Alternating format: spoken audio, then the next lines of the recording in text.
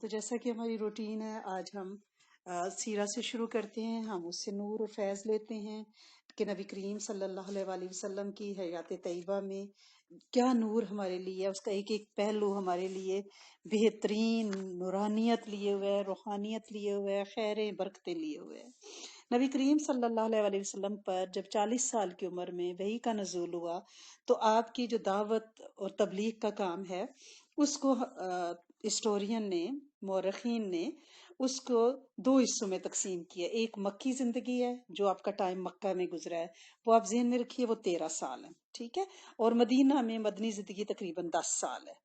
اور اس میں جو یعنی انہوں نے دعوت کے کام کی جو ترتیب لکھی ہے وہ یہ ہے کہ پہلے 3 سال جو تھی نا مکہ میں، وہ تھوڑی سی یعنی کھلم کھلا دعوت نہیں تھی، تھوڑی سی پس پردہ آپ کہہ لیں. یہ نہیں کہ کوئی زیر زمین، کوئی انڈر گراؤنڈ تبلیغ ہو رہی تھی، نہیں، لیکن وہ یہ تھا کہ کھلے عام سر عام تبلیغ کا ایسا کوئی سلسلہ نہیں تھا کہ اس کو یعنی لوگوں کے سامنے مجموع میں کھول کے بیان کیا جاتا. تو اس کو پس پردہ دعوت کا مرحلہ کہتے ہیں، تھوڑی سی سیکریسی کے ساتھ 3 ایئرس.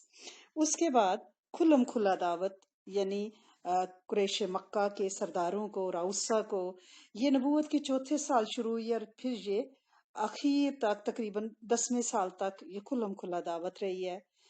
اور یہ تقریباً 7 سال تھی. پھر مکہ سے باہر یعنی اب نیشنل سے انٹرنیشنل کی طرف نا آفاقیت، کیونکہ رحمت للعالمین ہے نا آپ، اور یہ مذہبی عالم کے لیے. ہم یہ نہیں کہ ہم اس کے مالک بن جائے کہ بھائی اسلام ہمارا مذہب ہے، نہیں نہیں نہیں، پورے عالم کے لیے، ہر انسان جن کے لیے ہے.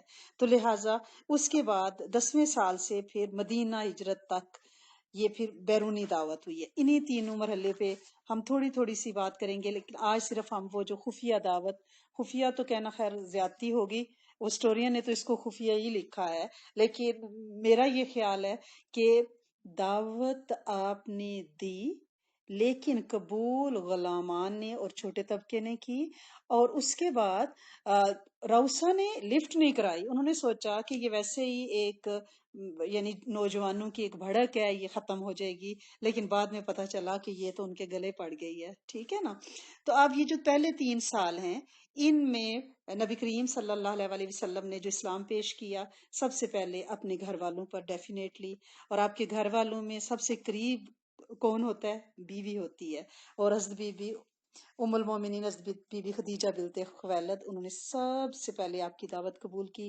یہ اسلام کی سچائی پہ کتنی بڑی مہر ہے کہ بیویاں تو کبھی قائل مائل ہی نہیں ہوتی. کبھی میرا خیال ہے سارے ایمان لے آئیں، یہ بیویاں نہیں لاتی، لیکن یہ سب سے بڑی اسلام پہ ایک دعوت ہے. وہ کہتے ہیں نا کہ گھر کی مرغی دال برابر بلکہ اچار برابر. اور وہ ایک روایت بھی ہے کہ واقعہ بنا ہوا ہے کہ کوئی بہت بڑے پیر تھے اور انہوں نے گھر آئے تو بیوی نے کہا کہ بھائی آج تو کوئی بڑے پیر صاحب تھے جو اڑ کے دکھا رہے تھے آسمانوں پہ نا. تو پیر صاحب نے کہا وہ میں ہی تھا. پہلے وہ بڑی بیوی تعریف کر، پھر کہتی اس لیے میں کہہ رہی تھی یہ ٹیڑھا ٹیڑھا کیوں اڑ رہا ہے نا. تو بیویوں کو یعنی وہ کبھی قائل مائل گھائل نہیں ہوتی. ویسے بھی یہ دیکھیں کہ جو قریب رہنے والے ہوتے ہیں وہ فیض سے محروم رہ جاتے ہیں ہمیشہ، کیونکہ باہر والی قدردانی کرتے ہیں، قریب والے اس کو نوٹس نہیں لیتے نا. تو آپ کی دعوت کی قبولیت میں ایک تو سب سے بڑی مور آپ کی زوجہ کا آپ پہ فی الفور ایمان لانا. اور پھر اس کے بعد ہم عورتوں کے لیے یہ بہت بڑا مرہم ہے کہ نبوت پہ سب سے پہلے جو مرہم رکھا وہ بی بی خدیجہ الکبریٰ نے رکھا کہ آپ گھبرائیے نہیں، اللہ آپ کے ساتھ ہیں، آپ غریبوں کی مدد کرتے ہیں. یعنی ماشاء اللہ اتنی تعریف کی اور فوری طور پہ ایمان لائیں. پھر آپ کے آزاد کردہ غلام حضرت زید بن حارث، یہ بھی گھر کے افراد ہیں. اگر آج ہمارے گھروں میں نوکروں چاکر جہاں پہ ہوتے ہیں، اگر ان سے کہا جائے تو وہ میرا خیال ہے آخری ہوں گے جو قائل ہوں گے، کیونکہ انہوں نے آپ کا اصل چہرہ دیکھا ہوا ہوتا ہے. تو اس کا مطلب ہے کہ آپ اتنے نورانی تھے کہ آپ پہ آپ کے غلام حضرت زید بن حارثہ ایمان سب سے پہلے غلاموں میں سے لائے. اور بچوں میں سے حضرت علی کرم اللہ وجہہ جو آپ کے زیر کفالت بھی تھے، آپ کے یار غار حضرت ابوبکر صدیق دوستوں میں سے سب سے پہلے ایمان لائے. اور وہ پہلے ہی دن یہ سارے لوگ مسلمان ہو گئے. اس کے بعد حضرت ابوبکر صدیق نے تبلیغ کا سلسلہ زور و شور سے کیا، اور مکہ میں اٹھتے بیٹھتے حضرت عثمان، حضرت زبیر، حضرت سعد بن نبی وقاص، حضرت اللہ، یہ سارے عشرہ مبشرہ ہیں۔ دیکھیں یہ اولین ایمان لانے والے، سابقون الاولین۔ دیکھیں جب کوئی چیز جڑ پکڑ رہی ہوتی ہے نا، جو اس کی آبیاری میں جو لوگ شامل ہوتے ہیں ان کا بڑا رتبہ ہوتا ہے۔ جب جھنڈا چڑھ جائے، دنیا پوجنے ماننے لگ جائے، واہ واہ کرنے لگ جائے، تو اس وقت اگر آپ قائل مائل ہوئے تو کوئی فائدہ نہیں ہے۔ اور ویسے بھی جو نیا نیا پودا ہے اس کو آبیاری کی، اس کو کیئر کی زیادہ ضرورت ہے۔ بعد میں تو اس کا وہ تناور درخت بن جاتا ہے، اور پھر نبوت کے ساتھ تو رب کی یاوری اور ماشاءاللہ سے مددیں شامل ہوتی ہیں۔ تو یہ بزرگوں کا ایک اراول دستہ تھا جو حضرت ابوبکر کی کاوشوں سے اور اللہ کی مہربانی سے ایمان لایا۔ حضرت بلال حبشی بھی شروع میں ایمان لائے۔ یہ مجموعی طور پر تقریباً قریش کی ساری شاخوں کے بندے اس میں تھے، اور ان کی تعداد ہسٹورین نے 40 بتائی ہے نا، کہ جو ازل سے شروع میں ایمان لائے تھے۔ اور ابن اسحاق کا بیان ہے کہ مرد اور عورتیں دونوں اس میں شامل تھے، اور غلام جو تھے وہ چھپ چھپا کر ایمان لاتے تھے، انہیں پتا تھا کہ ان کے مالک ان پہ بڑا ظلم کریں گے، کیونکہ ان کی حیاتی بھی تو اپنی نہیں نہ ہوتی، وہ ان کی جان مال سب کچھ عزت سب مالک کے ہاتھ میں ہوتا ہے۔ ادھر جب سورت مدثر کی آیت کل ہم نے ذکر کیا تھا کہ تھوڑا سا وقفہ رہا وہی میں، اس کے بعد سورت مدثر کی آیت نازل ہوئی، اور اس دور میں قرآن میں چھوٹی چھوٹی آیتیں شروع میں نازل ہوئی ہیں بڑی خوبصورت، جس میں بڑے رکت انگیز مناظر ہیں، جنت کا نقشہ، جہنم کا نقشہ، یعنی پرکشش اور چھوٹی ردم والی آیات، اور اس میں چھوٹی چھوٹی برائیوں کا ذکر ہے کہ جن علائشوں میں دنیا کی چیزوں میں آپ لات پڑ پڑے ہوئے ہو، آپ غلط کر رہے ہو۔ اور شروع میں جو حکم آیا وہ نماز کا آیا ہے۔ اس کے بارے میں مورخین متفق ہیں کہ شروع میں ہی ابتدا میں ہی نماز کا حکم آ گیا تھا، اور وہ 2 رکعت صبح اور شام کی فرض تھی، کیونکہ قرآن میں کیا ہے، وَسَبِّحْ بِحَمْدِ رَبِّكَ بِالْعَشِيِّ وَالْإِبْكَارِ، کہ صبح شام اپنے رب کی حمد اور تسبیح کریں گے۔ وہی بات ہے جو میں نے آپ سے کہی ہے کہ صبح سورج نکلتے ہوئے سے پہلے اور غروب آفتاب سے پہلے دن کے دونوں کناروں پہ جب فرشتوں کی ڈیوٹیاں بدلتی ہیں، ہینڈنگ اوور ٹیکنگ اوور ہوتی ہے، اور صبح اور رات کے دونوں فرشتوں کا اجتماع ہوتا ہے، اور اپنے رب کے پاس جا کے وہ آپ کی حاضری اور آپ کی حیت اور حالت بتا رہے ہوتے ہیں۔ تو یہ 2 وقت ہیں جس میں فرشتوں کی حاضریاں ہوتی ہیں، تو لہٰذا اس میں نبی کریم صلی اللہ علیہ وسلم پہ 2 رکعت صبح و شام نازل ہوئی۔ ابن حجر کہتے ہیں کہ واقعہ معراج سے پہلے قطعی طور پہ اسی نماز کا جو ہے سورج کے طلوع اور غروب کے ساتھ 2 رکعت تھی، ٹھیک ہے نا۔ اور ایک اور روایت بھی ہمیں حضرت زید بن حارث سے ملتی ہے، جس میں وہ بتاتے ہیں کہ رسول اللہ صلی اللہ علیہ وسلم پہ ابتدا میں جب وحی آئی تو آپ کے پاس حضرت جبرائیل علیہ السلام تشریف لائے، آپ کو وضو کا طریقہ سکھایا۔ اور اسی طرح کی حدیث ابن عباس سے بھی ہے، یعنی وضو سکھایا گیا۔ اور ابن حشام کا بیان ہے کہ نبی کریم صلی اللہ علیہ وسلم اور صحابہ کرام نماز کے وقت گھاٹیوں میں چلے جاتے تھے، پہاڑی پہ چلے جاتے تھے، اپنی قوم سے چھپ کر نماز پڑھتے۔ ایک بار حضرت ابو طالب نے نبی کریم صلی اللہ علیہ وسلم کو حضرت علی کرم اللہ وجہہ کے ساتھ نماز پڑھتے دیکھ لیا، تو انہوں نے حضرت علی کرم اللہ وجہہ سے پوچھا کہ یہ آپ لوگ کیا کر رہے تھے؟ تو انہوں نے کہا کہ میں نماز پڑھ رہا تھا۔ تو انہوں نے پوچھا، انہوں نے فرمایا حضرت ابو طالب نے حضرت علی کرم اللہ وجہہ کے کہ یہ کام کرتے رہنا، یعنی جو آپ کے جو چچیرے بھائی آپ کو جو بتا رہے ہیں نا یہ کرتے رہنا۔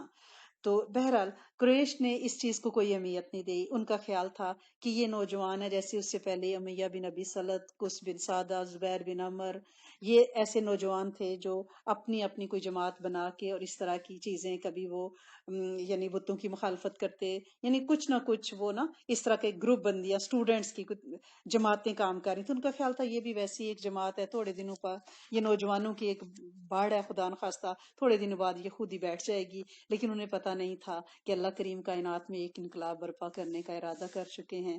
تو پھر اب حکم یہ آیا ہے کہ بھائی اپنے رشتہ داروں کو ڈراؤ۔ یہ آیت جب 3 سال بعد نازل ہوئی ہے، اور وہ آیت کیا تھی؟ وَأَنذِرْ عَشِيرَتَكَ، عشیرتک الاقربین، اپنے قریبی رشتہ داروں کو آپ ڈرائیں۔ تو اب اس کے بعد پھر سورۃ شورا کی بھی آیت نازل ہوئی، حضرت موسیٰ علیہ السلام کا واقعہ، حضرت فرعون کا واقعہ، اور اس کے بعد دوسری اس سے ملتی جلتی ساری کہانیاں کیا تھیں کہ اگر ایمان نہیں لاؤ گے اپنے نبی پہ، تو اللہ کریم نے جس طرح فرعون کو دریا پھاڑ کر برباد کر دیا تھا، اس کی ساری حکومت سمیت۔ اسی طرح مکہ والو تمہارے سارے تاج زمین بوس ہو جائیں گے۔ تو یہ ان کو سمجھانے کے لیے حضرت موسیٰ علیہ السلام کا واقعہ شروع میں بار بار استعمال کیا گیا، اور پھر قوم عاد، نوح، سمود، قوم ابراہیم، اصحاب ایکا، یہ سارے قصے بیان کیے گئے تاکہ چھوٹی چھوٹی بحروں میں ان کو سمجھا دیا جائے کہ عقل کے ناخن لو اور تم اس سے باز آ جاؤ۔ اب نبی کریم صلی اللہ علیہ وسلم نے عبد مناف والوں کو، اپنے خاندان والوں کی دعوت کی۔ کل یہ 45 لوگ تھے۔ آپ کھڑے ہوئے ہیں بات کرنے کے لیے، تو آپ کے چچا ابو لہب کھڑا ہو گیا اور اس نے فوراً آپ کی بات آپ کو بات کرنے ہی نہیں دی، اور فوراً بولا دیکھو یہ تمہارے چچا اور چچیرے بھائی ہیں، بات کرو لیکن نادانی چھوڑ دو، نعوذ باللہ، اور یہ سمجھ لو کہ تمہارا خاندان سارے عرب کے مقابلے کی تاب نہیں لا سکتا، اور میں سب سے زیادہ حقدار ہوں کہ تمہیں پکڑ لوں، یعنی ڈراوا دیا، بس تمہارے لیے تمہارے باپ کا خاندان ہی کافی ہے، یعنی سبق سکھانے کے لیے۔ اگر تم اپنی بات پر قائم رہے تو بہت آسان ہوگا کہ قریش کے سارے قبیلے تم پر ٹوٹ پڑیں گے اور بقیہ عرب بھی اس کی مدد کریں گے۔ پھر میں نہیں جانتا کہ کوئی شخص اپنے باپ کے خانوادے کے لیے تم سے بڑھ کر شر اور تباہی کا باعث ہوگا۔ یعنی اس نے دھمکی دی کہ آپ جو ہیں پورے عرب سے جھگڑا مول لے رہے ہیں، اور پھر آپ اپنے خاندان کو ان کے ہاتھوں تباہ کر دیں گے۔ اور اس طرح سے اس نے کوئی بات نبی کریم صلی اللہ علیہ وسلم کو نہیں کرنے دی۔ آپ خاموش ہو گئے اور یہ مجلس بغیر کسی دعوت کے کام کے یعنی بکھر گئی۔ اس کے بعد آپ نے دوبارہ ان کی دعوت کی، کھانے پہ بلایا، اور آپ کھڑے ہوئے آپ نے ارشاد فرمایا ساری حمد اللہ عز و جل کے لیے ہے، اور میں اسی کی تعریف کرتا ہوں، اسی پہ بھروسہ رکھتا ہوں، میں گواہی دیتا ہوں اس کے بغیر کوئی معبود نہیں، وہ اکیلا ہے، اس کا کوئی شریک نہیں۔ پھر آپ نے فرمایا کہ کوئی بھی لیڈر اپنے گھر میں جھوٹ نہیں بول سکتا، اس خدا کی قسم جس کے سوا کوئی معبود نہیں، میں تمہاری طرف خصوصاً اور عام لوگوں کی طرف عموماً رسول بنا کر بھیجا گیا ہوں۔ تم لوگ اسی طرح موت سے دوچار ہو گئے جیسے سوتے ہیں، اسی طرح اٹھائے جاؤ گے جیسے سو کے جاگتے ہیں، پھر جو کچھ تم کرتے ہو اس کا تم سے حساب لیا جائے گا، یا تو ہمیشہ کے لیے جنت یا ہمیشہ کے لیے دوزخ۔ اس پر حضرت ابو طالب نے کھڑے ہو کر فرمایا کہ میں تمہاری معاملت کس قدر پسند ہے، تمہاری نصیحت میرے لیے قابل قبول ہے، اور تمہاری بات کو میں سچا بھی مانتا ہوں، یہ تمہارے والد کا خاندان جمع ہے، اور میں بھی اس کا ایک فرد ہوں۔ فرق اتنا ہے کہ میں تمہاری تکمیل میں آگے آگے ہوں، تمہاری حفاظت کروں گا، لیکن میری طبیعت عبد المطلب کا دین چھوڑنے کو نہیں کر رہی۔ ابو لہب کھڑا ہوا اور اس نے کہا خدا کی قسم یہ برائی ہے، اس کے ہاتھ دوسروں سے پہلے تم لوگ خود ہی پکڑ لو۔ اس پر ابو طالب نے کہا خدا کی قسم جب تک جان میں جان ہے میں اپنے بھتیجے کو اکیلا نہیں چھوڑوں گا۔ پھر آپ نے کھلم کھلا یعنی تبلیغ کا کہا گیا کہ آپ لوگوں کو بلائیں، رشتہ داروں کو تو بلایا ہے، آپ پہاڑی پہ چڑھے کوئی صفا پہ، اور آپ نے کہا کہ اہل مکہ کو بلایا اور کہا کہ اگر میں آپ سے کہوں کہ پہاڑی کے پیچھے سے فوج آ رہی ہے تو کیا تم یقین کر لو گے؟ انہوں نے کہا ہاں آپ صادق اور امین ہیں، سچے ہیں۔ تو آپ نے فرمایا میں تمہیں ڈراتا ہوں، ایک اللہ پہ ایمان لے آؤ، بتوں کی پوجا چھوڑ دو۔ تو سب گالیاں بکتے چلے گئے۔ ابو لہب جو اس وقت میرا خیال ہے کہیں سونے چاندی کا حساب کر رہا ہوگا، سود کا حساب کر رہا، اس نے کہا میں اتنے کام میں بزی تھا، میرا ٹائم آپ نے ویسٹ کیا ہے، اور بہت زیادہ بدتمیزی کی۔ اس پر سورۃ لہب نازل ہوئی، تب یدا ابی ولہب، کہ ابو لہب کے دونوں ہاتھ ٹوٹیں اور وہ غارت ہو، اور وہ پھر وہ غارت ہوا، اللہ پاک نے اس کے ہاتھ توڑے۔ تو اس طرح سے یہ خاندان میں اب یہ ڈسکلوجر ہو رہا ہے، اللہ کریم جو ہے دین کے کام کو آگے بلانا چاہ رہے ہیں، اور آپ نے واشگاف الفاظ میں لوگوں کو پہاڑی پہ بھی دعوت دی اور خاندان میں بھی دعوت دی، لیکن کوئی خاطر خواہ نتیجہ نہ نکلا۔ لیکن اللہ کی قدرت کہ اللہ پاک نے اس دین کو قیامت تک قائم دائم رکھنا تھا۔ تو اب یہ ہے کہ ان دنوں جو حالات ہیں اس پہ ہم کیا کریں، کیا سچویشن ہے، سارے پریشان ہوتے ہیں۔ پریشان تو ہونا نہیں ہے، کیوں نہیں ہونا؟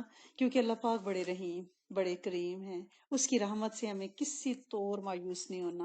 اس کی رحمت اتنی وسیع ہے کہ حضرت ابو ہریرہ سے روایت ہے کہ آپ صلی اللہ علیہ وسلم نے فرمایا جب اللہ تعالیٰ نے مخلوق کو پیدا کیا تو ایک کتاب میں لکھا جو اس کے پاس عرش پر ہے وہ میری رحمت میرے غضب پر ہمیشہ غالب رہے گی، یعنی جتنا بھی غصہ آ جائے میرے کریم رب کو اس کی رحمت ہمیشہ ہمیشہ غالب رہے گی، اپر ہینڈ رہے گی، اس کی رحمت نازل ہوگی. لہٰذا جو بھی حالات ہیں اس میں ہمیں پریشان نہیں ہونا.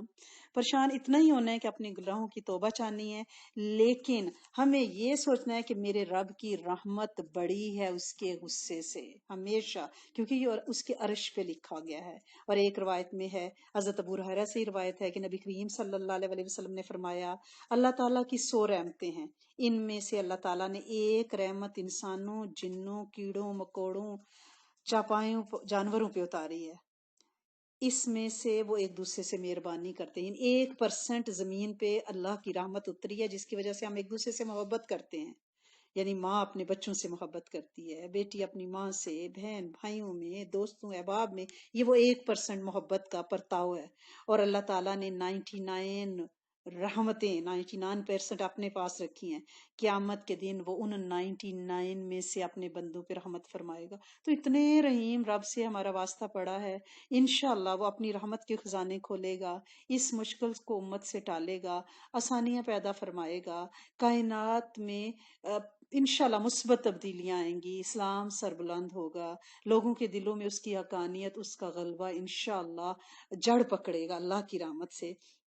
آپ صلی اللہ علیہ وسلم نے فرمایا، تمہارا رب بڑا مہربان ہے، جو آدمی نیکی کا ارادہ کرے پھر اس پر عمل نہ کرے تو اس کی نیکی لکھ دی جاتی ہے، اور جو آدمی برائی کا ارادہ کرے اور برائی پر عمل نہ کرے تو اس کی برائی نہیں لکھی جاتی جب تک کہ وہ عمل نہ کرے. اور جب عمل بھی کر لے تو پھر بھی انتظار کیا جاتا ہے شاید توبہ مانگ لے.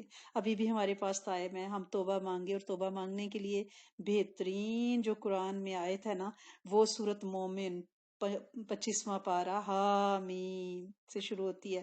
اس میں آپ سورۃ مومن کی پہلی اور دوسری آیت 25ویں پارے کی پڑھیں، وہ بہترین توبہ ہے. انشاءاللہ ہم اس کو گروپ پہ بھی پوسٹ کریں گے. حضرت ابو ذر سے روایت ہے کہ انہوں نے فرمایا کہ جو ایک نیکی کرے اس کے لیے 10 گنا اور اس سے بھی زیادہ ہے اللہ کے ہاں، اور جو ایک گناہ کرے اس کے لیے ایک ہی گناہ لکھا جاتا ہے. کتنا رحیم رب ہے ہمارا، وہ انشاءاللہ ہمارے سارے گناہ بخش دے گا. ایک دفعہ حضرت عمر بن خطاب سے یہ روایت ہے کہ نبی کریم صلی اللہ علیہ وسلم کے پاس کچھ قیدی آئے اور ایک عورت اپنا بچہ ڈھونڈ رہی تھی ان قیدیوں میں سے. تو جب اسے اس کا بچہ ملا وہ اسے سینے سے چپکا کے چیخ رہی تھی، چوم رہی تھی، فیڈ کرا رہی تھی. تو آپ صلی اللہ علیہ وسلم نے فرمایا، جتنی یہ عورت اپنے بچے پر مہربان ہے، اللہ اپنے بندوں پر اس سے زیادہ مہربان ہے. ہم رو رہے ہیں، ہم چیخ رہے ہیں، ہم قید تنہائی میں آ گئے ہیں، تو کیا وہ ہم پہ اس کی محبت جوش نہیں مار رہی ہوگی؟ ہمیں اس نے اپنے ہاتھوں سے بنایا، ہمارے چہروں پہ اپنی شفقت کا ہاتھ پھیرا، اور ہمیں اشرف المخلوقات بنایا. ہم اس کی لاڈلی لاڈلی لاڈلی تخلیق ہیں، لہٰذا وہ اسے خراب نہیں ہونے دے گا، انشاءاللہ اپنی رحمت ہی کرے گا. اور نبی کریم صلی اللہ علیہ وسلم نے فرمایا کہ قیامت کے دن اللہ تعالیٰ میری امت کے ایک آدمی کو منتخب کر کے سامنے لائے گا جس کے گناہ کے 99 آفس بھرے ہوئے ہوں گے، اور جس قدر اس کے اس دفتر پہ، اس آفس پہ نگاہ لگائی جائے گی وہ لمبا ہوگا. پھر اللہ تعالیٰ فرمائے گا، کیا تم اس میں سے کسی چیز کا انکار کرتے ہو؟ کیا تمہارے نامہ اعمال لکھنے والے فرشتوں نے تم پہ ظلم کیا؟ وہ کہے گا، اے میرے رب بالکل نہیں، یہ سب سچا، آج میرے پاس کوئی بہانہ، کوئی عذر نہیں ہے. اس کے بعد اللہ کریم ایک نیکی لائیں گے اور ایک کاغذ نکالا جائے گا، اس پر لکھا ہوگا اشہد ان لا الہ الا اللہ واشہد ان محمدً عبدہ ورسول.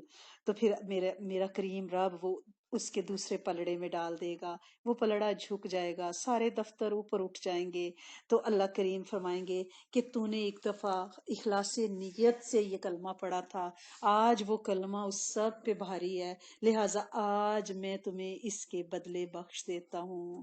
لیکن اب ہم میں کوئی کرتوت بھی تو ہونے چاہیے نا، کہ ہم کہیں کہ ہم ایک دفعہ کلمہ پڑھ لیں تو ہماری بخشش ہو جائے گی. ایسا نہیں ہے.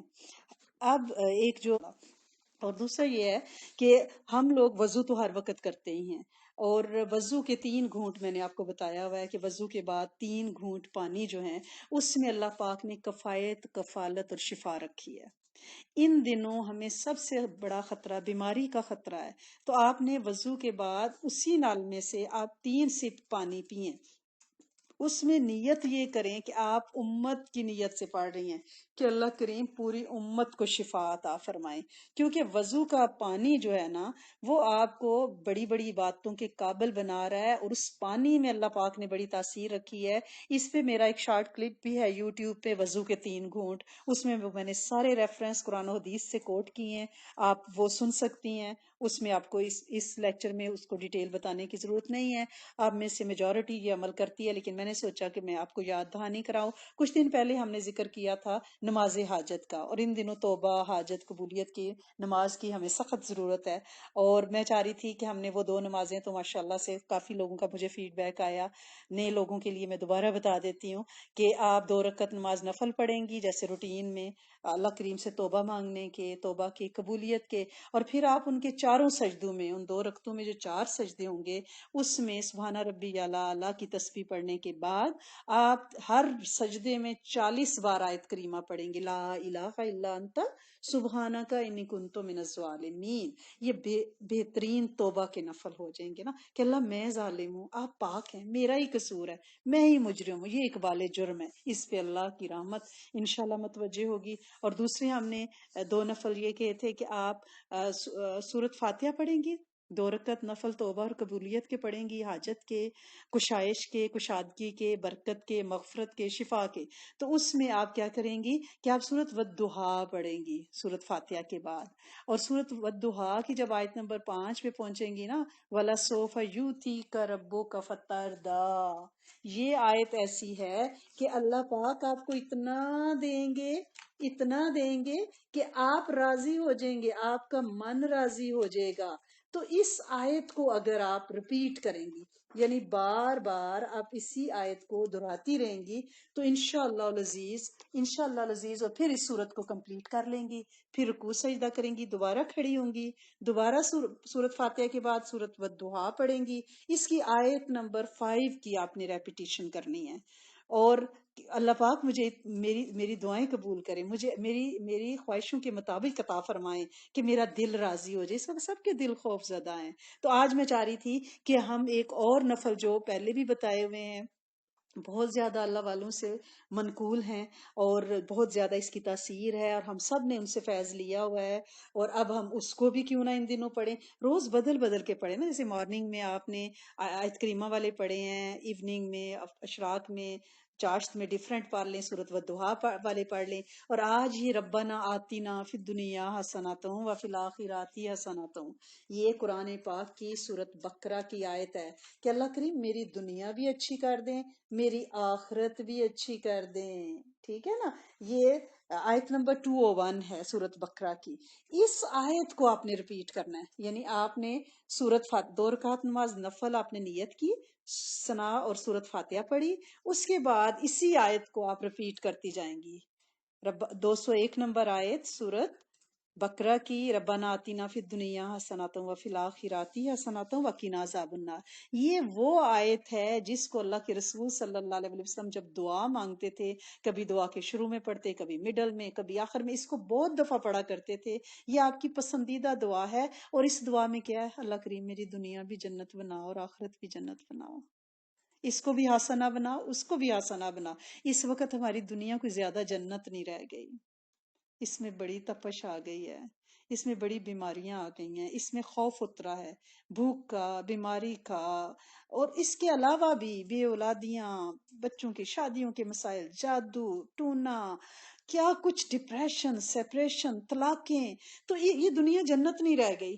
آپ اس وقت اس آیت کا ورد اپنی حاجت کی نماز میں پڑھیں، یعنی آپ نے سورت فاتحہ کے بعد اس آیت کو ریپیٹ کرتی جائیں، جب تھک جائیں پھر آپ رکوع میں جائیں، رکوع کی تسبیح پڑھنے کے بعد اسی آیت کو وہاں بھی دہرائیں، اسی آیت کو آپ اپنے رکوع میں بھی، یعنی آپ جھکی اور آپ نے کہا اللہ کریم، اللہ کریم میری تو کمر دوری ہوگی مسائل اور بیماریوں سے، میں تو جھک گئی تیرے آگے، کوئی راہ نہیں ہے، تو میری دنیا اور آخرت میں جنت کے مزے دے، سکھ دے دے، حسنات دے دے۔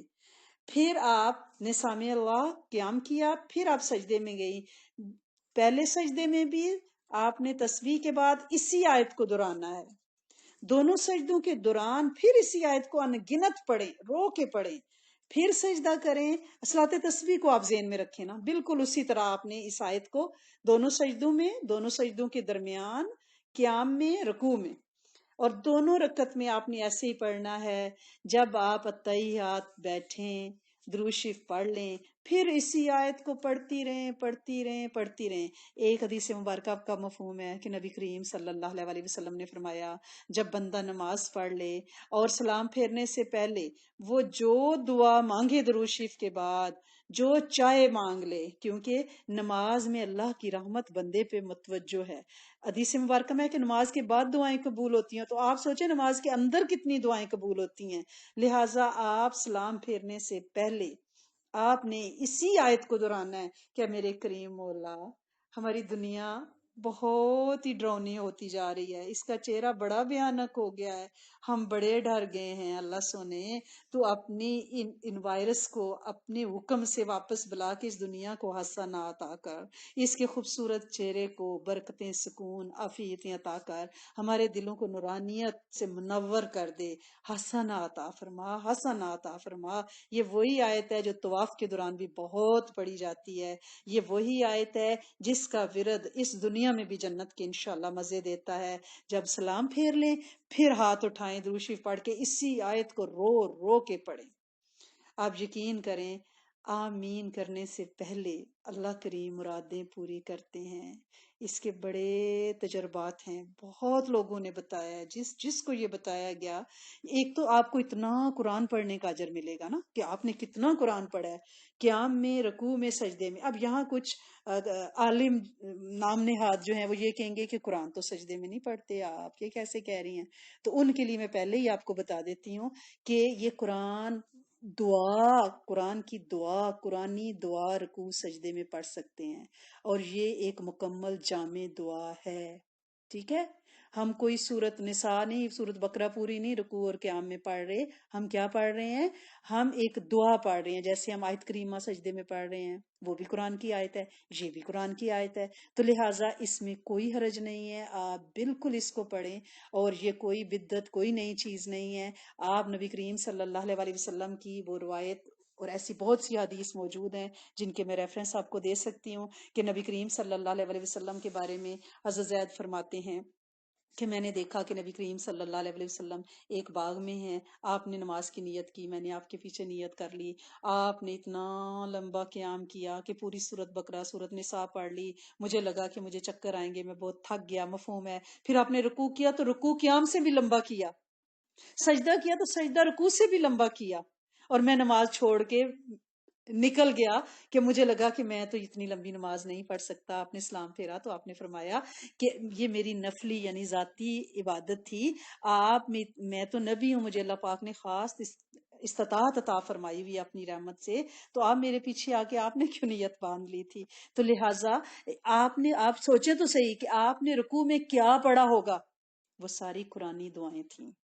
ٹھیک ہے، تو لہٰذا یہ کہنا کہ یہ آپ سجدے میں قرآن پڑھنے کا کہہ رہی ہیں، یہ دعا ہے. اس لیے میں پیش بندی کے طور پہ آپ لوگوں کو پہلے ہی بتا رہی ہوں کہ بعد میں یہ کوشچن آئے گا. چلتے پھرتے اگر آپ اللہ پاک کے دو نام، یا قادر و یا نافع، اے قدرتیں رکھنے والے، اس وقت جو فضا ہے نا، اس میں اس کی کوئی طاقت چاہیے، اس کو ہمیں پکارنا ہے، اس کا طاقتور نام. اے میرے رب، یہ جرثومہ، یہ وائرس تیری مخلوق، تو خالق اور تو قادر، قدرت رکھنے والا، کمانڈ رکھنے والا، تیرے پاس ہر چیز کا ریموٹ ہے. اے میرے کریم مالک، تو قادر ہے، تو اس کے بٹن کو کن سے دبا اور اسے مفلوج کر دے، اسے بے جان کر دے. یہ جہاں جہاں ہے اس کے شر کو اس کے ساتھ دبا دے. اور یہ کون کر سکتا ہے؟ وَهُوَ عَلَىٰ كُلِّ شَيْءٍ قَدِيرٌ. ٹھیک ہے، جو ہر چیز پہ قادر ہے. تو یا قادرو، ان دنوں آپ اس تصور سے پڑھیں. اور یا نافعو، اللہ کریم ہمیں فائدہ پہنچا. ہماری صحت میں جو نقصان ہوئے، خوف نے ہمارے روزگاروں میں جو کچھ نقصانات ہوئے، اے میرے کریم مالک تو ہمیں نفع پہنچا دے. میرا رب چاہے تو وہ نقصان کو نفع میں بدل سکتا ہے. بزرگ فرماتے ہیں کہ جو 73 کا آیا تھا نا، فلڈ، سیلاب آیا تھا پاکستان میں، بہت نقصان ہوا تھا.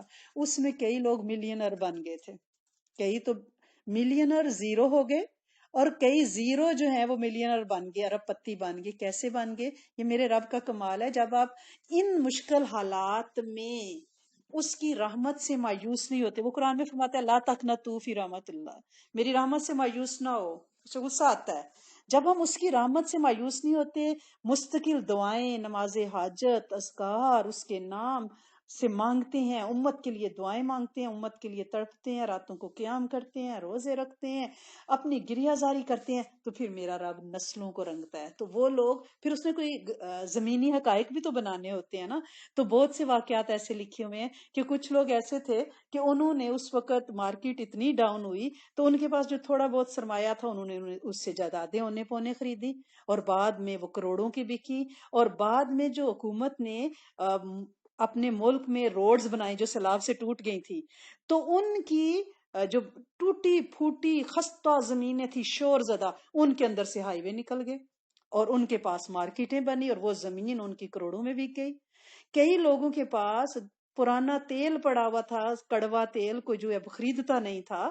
جب سیلاب آیا، بعد میں مچھر آئے، سانپ کیڑے مکوڑے نکلے، لوگوں کو ضرورت زندگی نہیں ملی، لوگوں کو جلانے کے لیے دیے جلانے پڑے، کینڈلز ختم ہو گئی، تو لوگوں کو تیل چاہیے تھا دیے جلانے کے لیے، اور اس کا وہ تیل اتنے مہنگو داموں پکا جو ڈرموں کے ڈرم پڑا ہوا تھا. اور پھر وہ تیل لوگوں نے کوکنگ کے لیے لیا کیونکہ ان کو گھی ملنا بند ہو گیا، اور وہ اربوں پتی بن گیا. یہ میرے رب کا نظام ہے کہ وہ مردہ میں سے زندہ کو، زندہ میں سے مردہ کو نکالتا ہے. لہٰذا وہ قادر ہے، وہ نافع ہے. آپ اس نیت سے پڑھیں کہ اللہ سونے نفع دے اس پوری بیماری وبا میں جو ہمارے صحت کے، ہمارے خوف کے، ہمارے نفسیات کے جو ڈیمیج ہو رہے ہیں، اور ہمارے پیاروں کو جو نقصان ہو رہے ہیں، اللہ کریم سے نفع میں بدل دے.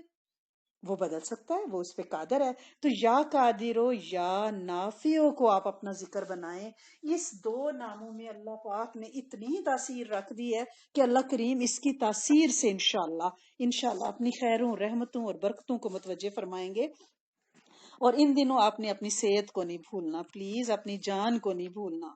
یہ نہ ہو کہ آپ عبادتوں ریاضتوں میں لگی رہیں اور آپ اپنی صحت کو بھول جائیں. ایسا آپ نے نہیں کرنا، کیونکہ نبی کریم صلی اللہ علیہ وسلم کی پوری تعلیمات کا جو خلاصہ ہے وہ کیا ہے کہ ہمیشہ خوش اخلاق رہنا ہے، زندہ دل رہنا ہے، صحت مند رہنا ہے. غم، غصہ، رنج، فکر، حسد، بدخوائی، تنگ نظری، مردہ دلی، دماغی الجھنے، لوگوں کو ڈانٹنا، کڑ کڑ کرنا، چڑ چڑ کرنا، یہ نہیں آپ نے کرنا. کہ آپ اندر بیٹھے ہوئے ہیں، آپ کی اب باہر آپ کو لگ رہا ہے سمر ہے، کیا زمانے تھے، آپ نیاگرا فالز جائیں گے، انشاءاللہ جائیں گے، اس کی رحمت ہو جائے گی. ہمیں اس کی رحمت سے مایوس نہیں ہونا. لیکن آپ اگر اس موقع پہ آپ ڈپریس ہو جائیں گی تو پھر آپ نہ عبادت جوگی رہیں گی، نہ ریاضت جوگی، اور آپ سے جڑے لوگ دکھ جائیں گے.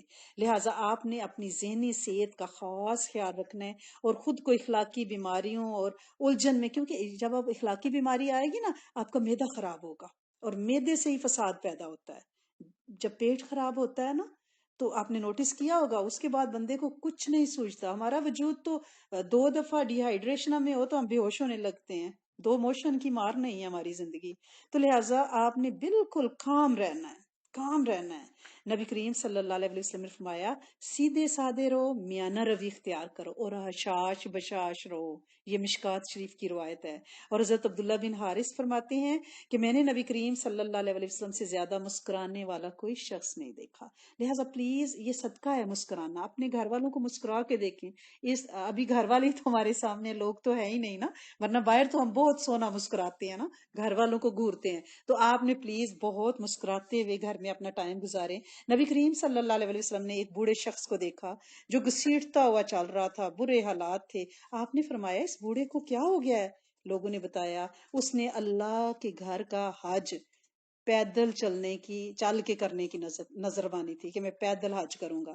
آپ صلی اللہ علیہ وسلم نے فرمایا اللہ کو اس سے کوئی غرض نہیں کہ یہ بوڑھا خود کو عذاب میں مبتلا کرے، اور اس بوڑھے کو حکم دیا کہ سوار ہو کر اپنا سفر پورا کرو. یعنی بے جا اپنی جان پہ آپ نے ظلم نہیں کرنے. ٹھیک ہے نا، کہ آپ کہیں کہ میں باہر ایک پیر پہ کھڑی ہو کے کوئی رات کو ذکر کر رہی ہوں. نہیں، ایسا نہیں ہے. اگر آپ تھک جاتی ہیں آپ بیٹھ کے صلاۃ تسبیح پڑھ لیں، نفلی نماز ہے. ٹھیک ہے نا. اپنی جان پہ ایسا کوئی ظلم نہیں کرنا کہ آپ 30 دن روزے رکھیں گی. نہیں، جتنے آسانی سے رکھ سکتی ہیں اتنے روزے رکھیں، اور اپنا خیال آپ نے رکھنا ہے. ठीक है ना। हजरत उमर रजी अल्लाह ताला अन्हु ने एक नौजवान को देखा, वो मरियल मरियल चाल चल रहा था ना, ऐसे इधर उधर गिड़ पड़ रहा था। आपने अपना दुरा उठाया और उसे धमकाते हुए कहा, रास्ते पे पूरी कुव्वत के साथ चलो। नबी करीम सल्लल्लाहु अलैहि वसल्लम जब रास्ते पर चलते तो नहायत जमे हुए कदम रखते, इस तरह कुव्वत के साथ चलते जैसे किसी नशेब की तरफ उतर रहे हैं। ये तिरमिजी शरीफ में आया है। जैसे हम पहाड़ी से उतरे हो तो मजबूत दबाए हुए कदम डालते हैं ना कि गिर ना जाए, ऐसे मजबूत अब फुल फीट के साथ ना चलते थे। तो लिहाजा ये नहीं है कि हम कहें कि आए हम तो बड़े बीमार हैं, हम तो थक गए, हाय ये कब हमारे दरवाजे खुलेंगे, कब हम बाहर जाएंगे, हमें तो घबराहट हो रही है, घबराहट हो रही है। ऐसे नहीं करना, बिल्कुल खुश आशाश बशाश सेहतमंद रहना कि अल्लाह पाक को रोज साफ सुथरे अच्छे कपड़े पहन के घर वालों का मन राजी करें। एक बार नबी करीम सल्लल्लाहु अलैहि वसल्लम से मिलने के लिए कुछ मुसलमान खिदमत में हाजिर हुए और इनके दांत साफ नहीं थे, पीले हो रहे थे। आप सल्लल्लाहु अलैहि वसल्लम की नजर पड़ी तो आपने फरमाया, तुम्हारे दांत पीले पीले क्यों नजर आ रहे हैं, मसवाक किया करो। ये मसनद अहमद में रवायत है। तो लिहाजा अपने ब्रश करना है, ये नहीं कि इन दिनों घर में बैठे कौन सा बाहर जाना है, क्या नहाने की जरूरत है, क्या कपड़े मैं बाल बनाऊं किसके लिए, ठीक है ना, ऐसा नहीं करना। तैयार होके साफ सुथरी रहें और अपने जिस्म पर बर्दाश्त से ज्यादा बोझ नहीं डालना, अपनी ताकत को इतदाल पे रखना है। नबी करीम सल्लल्लाहु अलैहि वसल्लम ने फरमाया, इतना ही अमल करो जितना कर सकते हो, जितनी तुम्हारे अंदर कुव्वत है। इसलिए कि अल्लाह पाक नहीं उकताते, तुम खुद ही तंग आके कहीं छोड़ ना दो। ये बुखारी शरीफ में रवायत है। यानी मुस्तकिल मजाजी से अमल करना, ये नहीं कि ये चीज पकड़ ली वो छोड़ दी, नहीं नहीं। जैसे आज आपको जिक्र दिया या कादिर व नाफी हो, और आपको पल्स पे भी जिक्र दिया है हिफाजत की दुआ, आप वो पूरा दिन पढ़े, ठीक है ना। तो इस तरह से एक जगह नबी करीम सल्लल्लाहु अलैहि वसल्लम ने जमाज बिन जबल को जब यमन का गवर्नर बनाकर भेजा था तो आपने फरमाया था कि माज अपने को ऐश पसंदी से बचाए रखना, इसलिए कि अल्लाह ताला को ऐश पसंद बंदे पसंद नहीं है। यानी ये भी ना हो कि इन दिनों हम घर में बैठे हुए हैं और हम कहें कि टीवी पे ड्रामे देख रहे हैं, सोशल मीडिया पे बैठे हुए हैं। अल्लाह करीम को ये बिल्कुल पसंद नहीं। ऐश पसंदी में खुद को नहीं डालना, खाने को वक्त पे खाना है, ज्यादा खाने से बचना है, हर वक्त मुंह नहीं चलाना, भूख लगी हो तो खाना है और अब भी कुछ नवालों की भूख बाकी हो तो खाने से हाथ खींच लेना है। क्योंकि नबी करीम सल्लल्लाहु अलैहि वसल्लम ने फरमाया, मोमिन एक आंत से खाता है और काफिर 7 आंतों से खाता है। ये तिरमिजी शरीफ में है। तो लिहाजा में शैतान नहीं, हम इंसान हैं, हमें अपने मैदे का भी ख्याल रखना है। नबी करीम सल्लल्लाहु अलैहि वसल्लम ने कम खाने की तरगीब खुद अपनी हयात तैयबा से दी है। आपने फरमाया, एक आदमी का खाना 2 आदमियों के लिए काफी है। यानी ये नहीं है जो एक बंदे का खाना है वो 2 मिल के खाएं और इंशाल्लाह उसमें बरकत होगी। आपने हमेशा सादा खाना खाया है, बगैर छने आटे की रोटी खाई है। जैसे आजकल आपको पता है बारले ओक सारा कुछ आप कर रहे हैं। ज्यादा खरम खाने से परहेज करें, मसाले चटखारे इनसे बाज आए, क्योंकि घर में बैठे हुए वॉक नहीं है, एक्सरसाइज नहीं है। ज्यादा मसालेदार चीजें समोसे पकोड़े खाएंगे तो फिर हमें और गैस सर को चढ़ेगी तो हम कहेंगे हम तो जाने लगे हैं ना। तो लिहाजा ऐसा नहीं करना, फिर इबादत जोगे भी नहीं रहेंगे और रातों को जाग भी नहीं, पेट की गड़बड़े हमें फिर किसी पासे का नहीं रहने देंगी। नबी करीम सल्लल्लाहु अलैहि वसल्लम मैदे की रोटी नहीं खाते थे, ओट की और बारले की रोटी ना। और आप सल्लल्लाहु अलैहि वसल्लम ने फरमाया कि दोपहर का खाना, यानी अगर आप कोई हल्की चीज दोपहर में लेते हैं तो कैलूला जरूर किया करें इन दिनों स्पेशली आप लोग। ये नहीं आप पूरा दिन सोते ही रहें, ऐसा नहीं है। कैलूला सुन्नत समझ के आप थोड़ी देर के लिए आंख बंद करके जरूर लेटें, चाहे सोफे काउच पे ही लेट जाएं। इसका सवाब है, क्योंकि शैतान कैलूला नहीं करता, उसकी उसकी जिंदगी बेबरकती है। और फिर आप सल्लल्लाहु अलैहि वसल्लम ने फरमाया, कैलूला करो, ये रात को जागने में मदद देता है, कि बंदे में स्ट्रेंथ आती है ना, कि फिर रात को आपको तहज्जुद इंशाअल्लाह लजीज नसीब होगा। और तो एक और रवायत में भी है कि आपने फरमाया, रात का खाना खाने के बाद थोड़ी सी चहल कदमी किया करो। अब चहल कदमी से ये मुराद नहीं आप खाना खाएं तो वर्कआउट शुरू कर दें या तेज तेज वॉक करनी शुरू कर दें, नहीं। खाना खाने के बाद बिल्कुल कोई हैवी काम नहीं करना, तेज नहीं चलना, वर्कआउट नहीं करना, क्योंकि उससे मैदे में तजाबियत पैदा होती है। लिहाजा उसको थोड़ा 10-15 मिनट सेटल डाउन होने दें और फिर चहल कदमी स्लो कदमों से यानी चलना है आपने। और खाना खाने के फौरन बाद किसी दिमागी काम में भी नहीं कि आप सोशल मीडिया पे बैठ जाते हैं, नहीं नहीं नहीं, दिमाग को भी रिलैक्स करें ताकि आपका जो माइंड है और आपका जो اسٹمک ہے وہ کوآرڈینیٹ کریں، پیس ملے اور پیس کے ساتھ آپ کی فوڈ جو ہے وہ ہضم ہو، یہ سنت ہے۔ اپنے لباس کو صاف رکھیں، روز غسل کریں، اور میں نے آپ کو بتایا تھا روحانی غسل کریں ان دنوں، کیونکہ بیماری بہت زیادہ پھیل رہی ہے۔ اور آپ نے مایوس نہیں ہونا، لیکن روحانی غسل، قرآن کی آخری 6 صورتیں پڑھیں، واش روم کی دعا پڑھ کے پھر آپ باتھ روم جائیں، ہاتھ دھوئیں، کموڈ یوز کریں، پھر وضو کریں، پھر اس کے بعد آپ شاور میں جائیں، اور جتنی دیر آپ شاور لیتی رہیں، آپ اپنا شیمپو، باڈی واش جو بھی آپ استعمال کرتی ہیں، جو آپ کا طریقہ کار ہے، اسی دوران آپ باتھ روم کی دعا جو ہے اللہم انی اعوذ بک من الخبث والخبائث، یہ آپ دل میں پڑھتی رہیں کہ اللہ کریم میرے سارے خبث خبائث، میری بیماریاں اس پانی سے دھل رہی ہیں۔ اور یہ اللہ والوں کا بہت ایک مجرب طریقہ، ان دنوں ہمیں روحانی غسل کی بہت ضرورت ہے، تاکہ ہم ایموشنلی، ہم فزیکلی، ہم یعنی سیٹل ڈاؤن رہیں، اور شیطان جو ہے وہ ہمارے قریب نہ آئے۔ مسواک کا خاص یعنی اہتمام کریں، کیونکہ اللہ پاک کو پسند ہے، اور اگر آپ نے مسواک کی ہوگی تو خاتمہ بالخیر ہے، خیر کے بول ملتے ہیں، اور نبی کریم صلی اللہ علیہ وسلم کو پسند ہے، اور اللہ کے رسول صلی اللہ علیہ وسلم نے یہ دعا بھی کی ہے کہ اے اللہ میں تیری پناہ میں آتا ہوں پریشانیوں سے، غموں سے، بیچارگی، سستی، کائلی،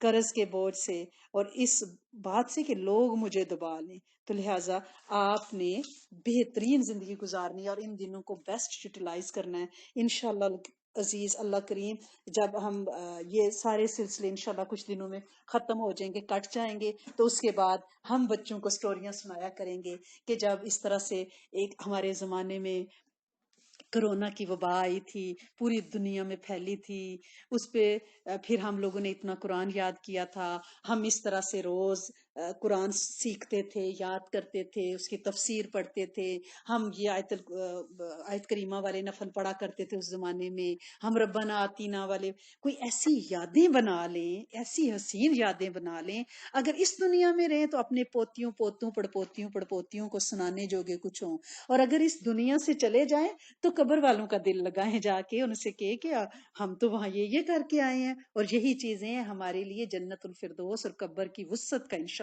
باعث بن جائیں۔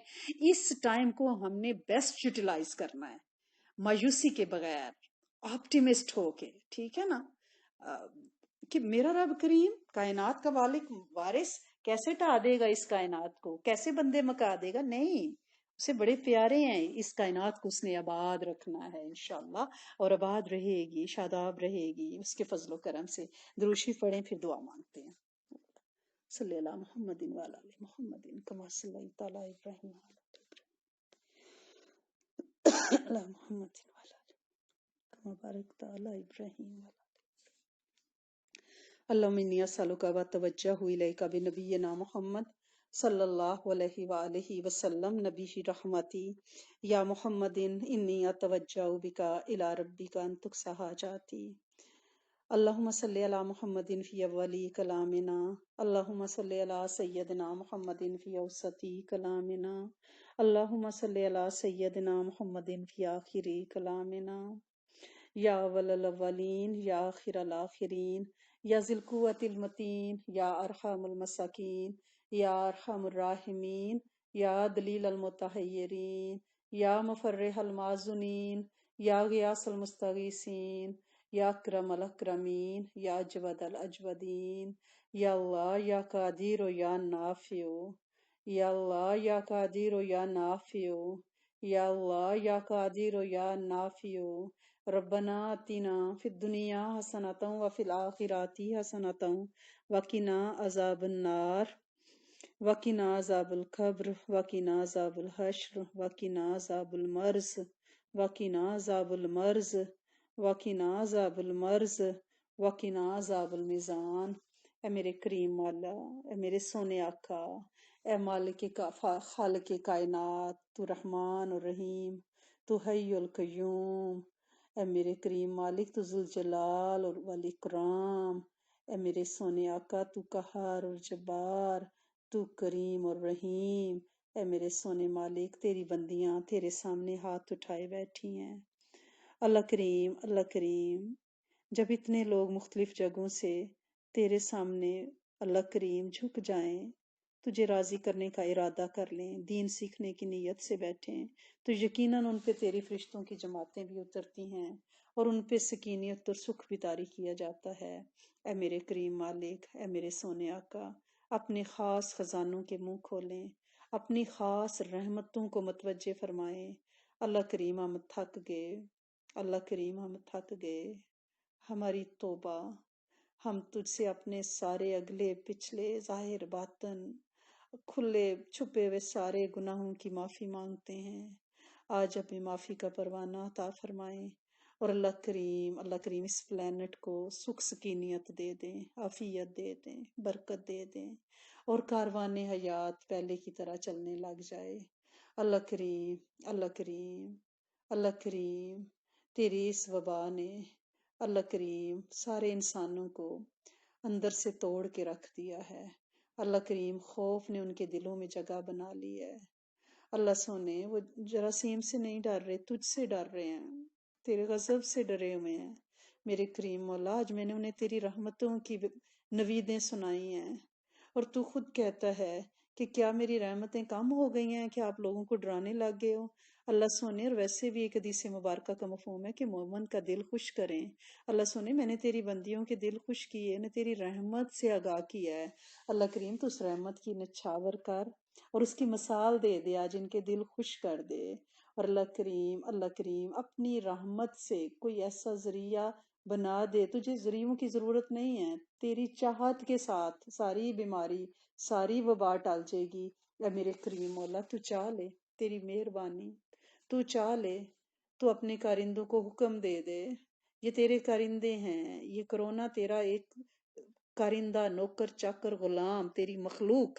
اے میرے کریم مولا، اسے واپس بلا، اسے کہیں دور پھینک، یہ کبھی مخلوق پہ نہ بھیجنا۔ اللہ کریم اپنی شفائیں، اپنی عطائیں، اپنا فضل، اپنی برکت نازل فرما دے۔ اپنے علم میں سے علم عطا فرمائیں، اپنے حلم میں سے حلم عطا فرمائیں، اپنی معرفت عطا فرمائیں۔ اللہ کریم خاتمہ بالخیر عطا فرمائیں، اپنی رضائیں عطا فرمائیں۔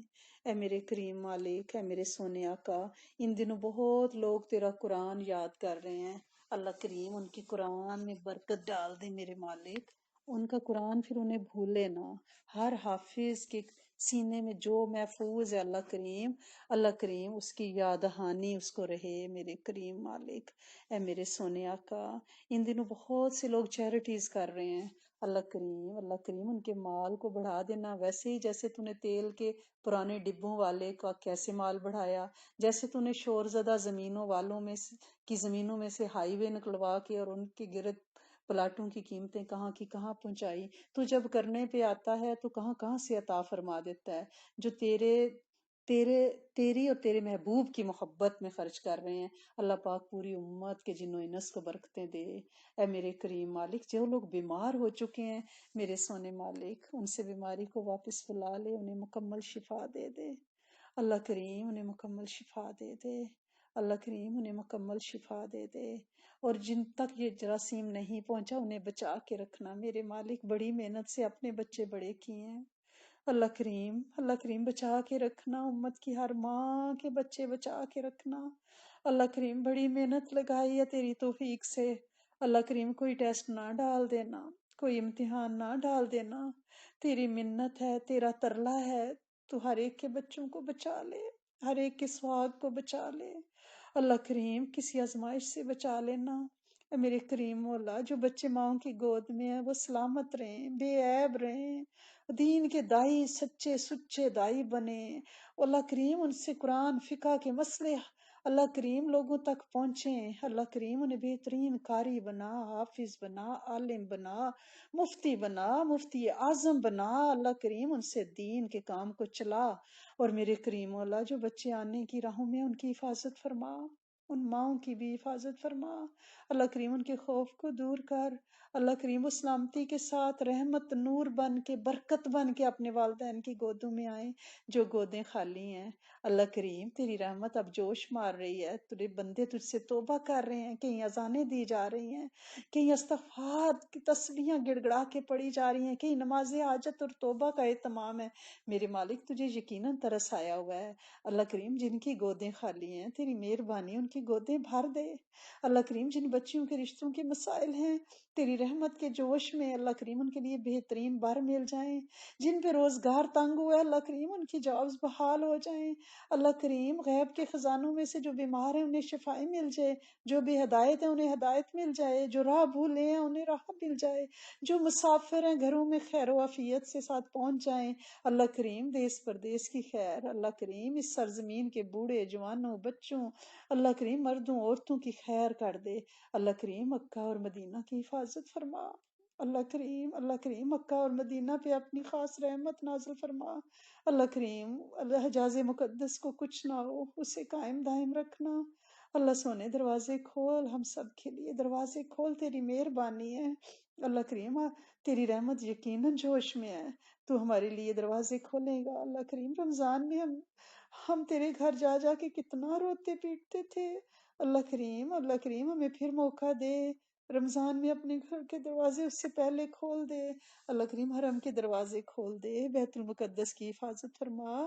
اللہ کریم ہمارے دیس کی حفاظت فرما، ہمارے پیاروں کی حفاظت، ہمارے دوستوں بہن بھائیوں عزیزوں بچوں اولادوں خیر خواہوں بے خواہوں، ہمارے پاس اسلام کے سے جڑے ہر فرد کی حفاظت فرما۔ ہمارے استادوں شیخ کی حفاظت، ان سے جڑے ہر فرد کی حفاظت فرما۔ اللہ کریم دنیا اور آخرت کی ساری خیریں عطا فرما۔ اللہ کریم اپنے انعامات کر دے۔ ربنا تقبل منا انک انت السمیع العلیم وتب علینا انک انت التواب الرحیم۔ اللہ کریم جو جادو میں پڑھ کے مخلوق کو نقصان پہنچا رہے ہیں اللہ کریم ان کا جادو سلب کر لے، اللہ کریم ان کے شر کو سلب کر لے، اللہ کریم ان کے شر کو عافیت سے سلب کر لے، اللہ کریم نظر بد والوں کی نظروں کی کڑواہٹ ختم کر دے، اللہ کریم حاسدین کے دلوں کا حسد نکال دے، اللہ کریم دشمنوں کے دلوں کی دشمنی نکال دے، اللہ کریم کامل اخلاق عطا فرما، کامل ایمان عطا فرما، کامل معرفت عطا فرما، کامل محبتیں عطا فرما، صراط مستقیم عطا فرما۔ اللہ کریم نسلوں کی حفاظت فرما، ان کی نگاہوں شرمگاہوں کو بچا۔ ربنا تقبل منا انک انت السمیع العلیم وتب علینا انک انت التواب الرحیم نستغفرک ونتوب الیک سبحان ربک رب العزت عما یصفون وسلام علی المرسلین والحمد للہ رب العالمین۔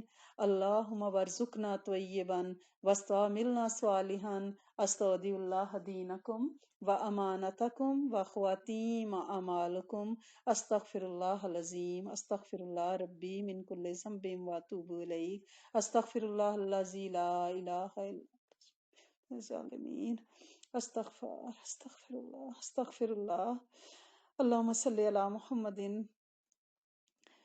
اللہم صلی علی محمد فی اولی کلامنا اللہم صلی علی سیدنا محمد فی اوسطی کلامنا اللہم صلی علی سیدنا محمد فی آخری کلامنا صلی اللہ علی حبیبی محمد وازواجہ وامہاتہ وآل بیتہ وعتراتہ وذریاتہ اجمعین آمین برحمتک یا ارحم الراحمین۔ جزاکم اللہ الخیر واحسن الجزاء فی الدنیا والآخرات۔ السلام علیکم ورحمۃ اللہ وبرکاتہ ومغفراتہ۔